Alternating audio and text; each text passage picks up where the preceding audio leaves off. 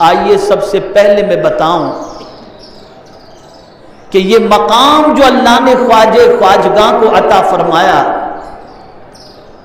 کہ صدیوں کے گزر جانے کے باوجود بھی لوگ آپ کی محبت میں ڈوبے ہوئے ہیں، آپ کی الفت میں ڈوبے ہوئے ہیں،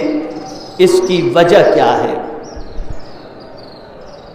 تو میرے پیارے آقا صلی اللہ تعالی علیہ وسلم کے پیارے دیوانوں، مختلف قسم کی لذتیں ہوتی ہیں۔ کھانے کی بھی لذت ہوتی ہے، پینے کی بھی لذت ہوتی ہے، لباس کی بھی لذت ہوتی ہے۔ لیکن کھانے کی لذت کا معاملہ یہ ہے کہ جب بھوک تھی، کھانا سامنے موجود تھا اور اچھی طریقے سے ہم نے کھا لیا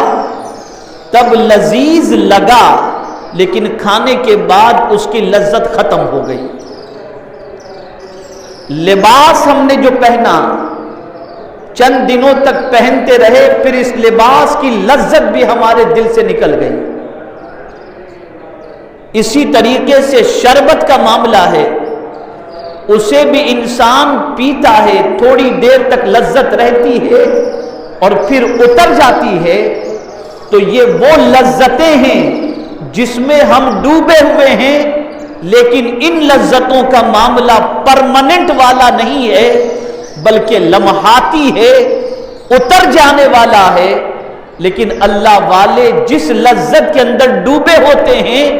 وہ نہ کھانے کی لذت ہوتی ہے، نہ مشروبات کی لذت ہوتی ہے، نہ لباس کی لذت ہوتی ہے۔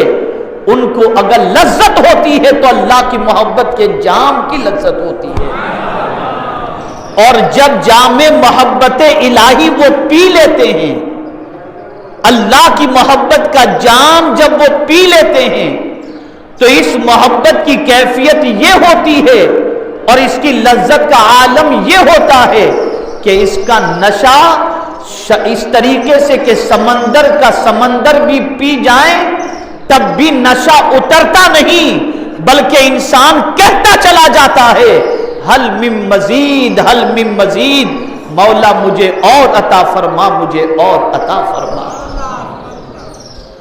حضرت یحییٰ علیہ الرحمت والرضوان نے حضرت ابو یزید علیہ الرحمہ کو خط لکھا۔ امام قشیری علیہ الرحمہ فرماتے ہیں خط لکھا، اور خط میں انہوں نے یہ لکھا کہ میں نے سمندر جتنا اللہ کی محبت کا جام پی لیا ہے جس کی وجہ سے مدہوش رہتا ہوں۔ تو حضرت ابو یزید نے اس خط کے جواب میں لکھا میں 7 آسمانوں زمین کے برابر اللہ کی محبت کا جام پی چکا ہوں، پھر بھی میرا حال یہ ہے کہ میری زبان باہر لٹکی ہوئی ہے کہ مولا اور پلا دے، اور پلا دے، اور پلا دے۔ اور جب کوئی شخص جام محبت الہی پی لیتا ہے، اللہ کی محبت کا چراغ سینے میں روشن کر لیتا ہے، تو اس کا دل فانی دنیا سے نہیں لگتا، نہ دنیا کی چیزوں سے لگتا ہے، نہ دنیا کے جھمیلوں سے لگتا ہے، نہ مال و زر سے لگتا ہے، بلکہ اس کی کیفیت یہ ہوتی ہے کہ جب اس کے دل کے اندر اللہ کی محبت کا چراغ اور اللہ عز و جل کی محبت کا جام پی لے یا اس کی لذت حاصل کر لے تو اس کی کیفیت یہ بن جاتی ہے کہ اسے انسانوں کی کہ جم غفیر میں کوئی دلچسپی نہیں ہوتی، وہ تو محبوب کی یاد میں لگا رہتا ہے، اور اسے اگر کسی چیز سے لطف ملتا ہے تو اللہ کی یاد اور اللہ کے ذکر سے لطف ملا کرتا ہے۔ اسی لیے شاعر نے کہا دو عالم سے کرتی ہے بیگانہ دل کو، دو عالم سے کرتی ہے بیگانہ دل کو، دونوں جہاں سے دل کو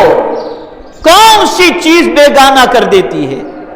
ہم دنیا کی محبت میں اتنے ڈوبے ہوئے ہیں کہ ہمیں نہ نماز کی فکر، نہ یاد الہی کی فکر، نہ قدرت کی اطاعت کی فکر، کسی چیز کی فکر نہیں. ہم صبح اٹھتے ہیں تو دنیا دنیا دنیا، اور جب خواجہ کو دیکھتے ہیں